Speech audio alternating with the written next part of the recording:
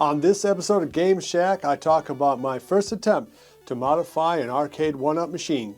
Was it successful? Was it worth all the effort? Well, I'll let you know. Coming up next. Hey everybody, welcome back on into the Game Shack. I'm your host, JDV for EvilGeniusEntertainment.com. Okay, thanks for stopping by. On this episode, I'm going to talk about whether or not it's worth it to try to modify an Arcade1up cabinet, and how hard is it to do, and should you be taking a look at doing it.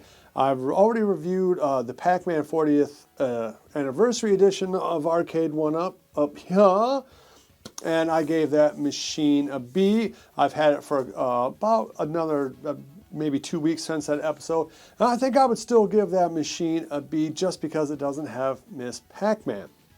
Now, one of the things that the Arcade1up games do, and they do it very well, is they work. You turn them on and it delivers the game that it says it's going to deliver. My kids have been playing the heck out of that Pac-Man machine. My 10-year-old loves Pac-Land, has gotten better at it than I ever was at it. And for me, that's super cool. My 20-year-old, she loves Galaga. She's getting better at it, and she really enjoys playing it. And again, that's a kick for me.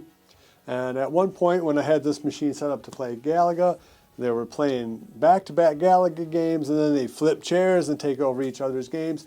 It was super, super cool. One of the negatives about the system is that you cannot add games. To my knowledge, you can't add any games to any of the machines that they've put out. In fact, the new pinball games that are supposed to be coming out here in the next month or two was going to have Wi-Fi, and now they're not. So you get what you get in Arcade1up. So again, you have to really be into those games and or the nostalgia of the cabinet and the play value for them, unless you're willing to modify the game.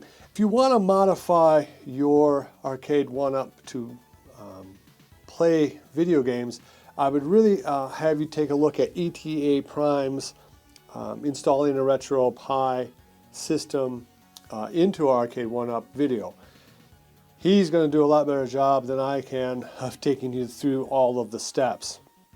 There are a few of them, including you have to put in a new kind of video board, so that it will go from a Raspberry Pi type computer or PC or anything, any other kind of source, into the included monitor that comes with your game system.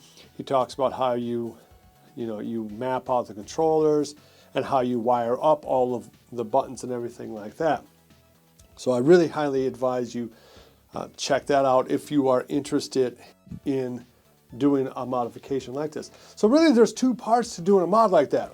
One is the physical. You're probably going to be switching out controllers, you're going to be adding buttons, you might be adding joysticks the way I've done. So you're going to be adding a lot of physical hardware. You might be adding an entire new deck. I built this deck myself, primarily because all of the places that sell these things pre-made have a 5-week, 6-week backlog because of the Thanksgiving through Christmas season. I'm recording this episode a couple days after Christmas, and there's still a huge back order at most of these places. The other place, the turnaround time is quicker, but they only take PayPal, and I don't deal with PayPal. So, depending on your ability to do woodcraft, or how much money you have, how much patience you have, you might be better off buying a pre-made deck. I think some of the places will have them already, have the buttons already in them and pre-wired. Before I move on any further, I do want to say this.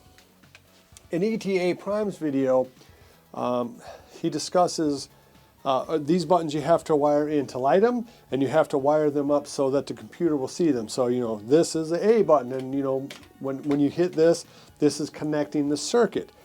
So you end up having 4 sets of wires. The kit I bought is a little newer, and you can see all the wires are together and end in these little, let's see if they'll see that, come on, It ends in that little connection thing, and this makes it a lot easier to connect all of these buttons. I'll flip it over real quick, and you can kind of see how crazy that can get there. And there is a lot that can go wrong, I'll say that. I'll have a link down below. Get that kit. It makes it a whole lot easier. It's a little bit more like, instead of $85, it's like $100 for a 4-player set. So really not bad. If you want to put in a whole, new buttons, new joysticks, all that, you might want to take a look at that. There's really two main ways that you can upgrade these machines though. One's with new hardware, new buttons, new controllers, and the other is to put in something like a Raspberry Pi, a computer that plays MAME games and Atari games, whatever kind of games you want. So there's a hardware side and there's a software side. Now I'm pretty good with my hands, so I can build that relatively easy. And of course you can buy pre-made ones that I think even already pre-wired and everything. But it's getting the Raspberry Pi to work. It's getting that whole system uploaded, and the whole operating system, the emulators, and all of the other things associated with making these joysticks operate these old games. And so what I did, because I really don't know what the heck I'm doing, is I bought a preloaded micro SD card off of Amazon for I think $35. And it mostly works. I can play all of the Atari games now, which was a big kick. I can play the simpler arcade games with kind of punch and kick or shoot and bomb type buttons. But I have not been able to map out the controllers to play fighting games. And every time I restart the system, it doesn't seem to want to save it. Sometimes it does, sometimes it doesn't. And I have gone through every nook and cranny of this thing trying to make it work right, and it doesn't. So I think that the software maybe isn't 100%. So I'm not going to link to this particular brand.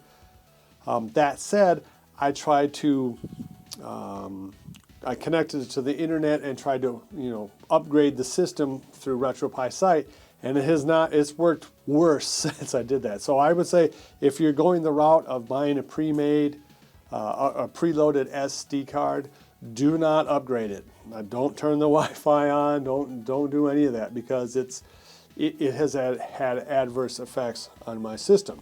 So there is a certain learning curve here if you've never done any of this before, and I guess the big question is it worth it to do it? And for me it is. It's a big kick to be able to play all of the Atari games ever made on an arcade style machine. There is a lot that can go wrong, but once you get it right, wow! I mean, there is a big wow effect. When I had this ready for Christmas, and when my kids came out, they were like, "Wow, my God! There's the Pac-Man machine, and there was this. I think I had Teenage Mutant Ninja Turtles going on it. And with the light up buttons and everything, it's a big wow." The other thing you can do is you can change out these marquees for light up ones. When you have the Arcade1up stands, you can change out those stands to light up. There's a lot of cool things that you can do. I'll show you in a second. Back here I put the speaker that came from the cabinet in here. I have 2 car speakers on the way, put an amplifier. So I'm trying to trick this thing. I might put a subwoofer in it. I'm trying to trick it out in ways that aren't all that expensive, but that add kind of a bang for buck.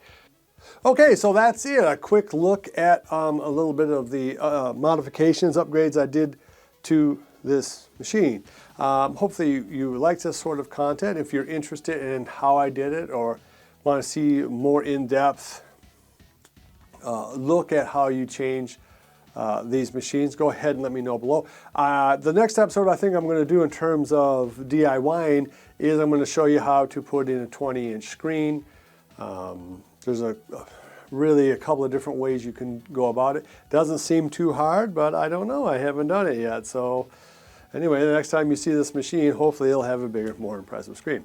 Anyway, like, subscribe, share. It really does help us when you do like and when you share the videos. Hit the notification button. That way you can get more of this fantastic content. Love each other, and until next time, mwah, I'll see you at the arcade.